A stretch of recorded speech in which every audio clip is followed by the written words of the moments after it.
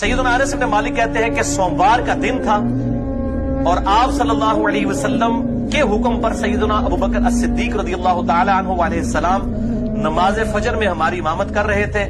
اسی دوران آپ صلی اللہ علیہ وآلہ وسلم نے حجرہ شریف کا پردہ اٹھایا۔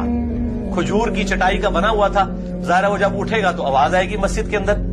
وہاں سے جب پردہ اٹھایا تو انس بن مالک کہتے ہیں کہ ہم لوگ نماز کی حالت میں اتنا خوش ہوئے، قریب تھا کہ ہم آپ صلی اللہ علیہ وسلم کی زیارت کی شوق میں نماز ہی توڑ دیتے، فطرے میں مبتلا ہو جاتے۔ ہم آپ صلی اللہ علیہ وسلم کو نماز میں دیکھنا شروع کر دیا اور سیدنا ابوبکر صدیق رضی اللہ تعالی عنہ علیہ السلام نے اپنا مصلی چھوڑ دیا تو آپ صلی اللہ علیہ وسلم مسکرا پڑے اور آپ نے یوں ہاتھ سے اشارہ کیا کہ میں نماز پڑھانے نہیں آیا، صرف دیکھنے کے لیے آیا ہوں۔ اور پھر آپ صلی اللہ علیہ وسلم نے پردہ نیچے کیا اور اس حدیث کے الفاظ ہیں کہ سیدنا انس کہتے ہیں یہ سوموار کا دن تھا اور اسی دن صبح چاش کے وقت آپ صلی اللہ علیہ وسلم دنیا سے رحلت فرما گئے۔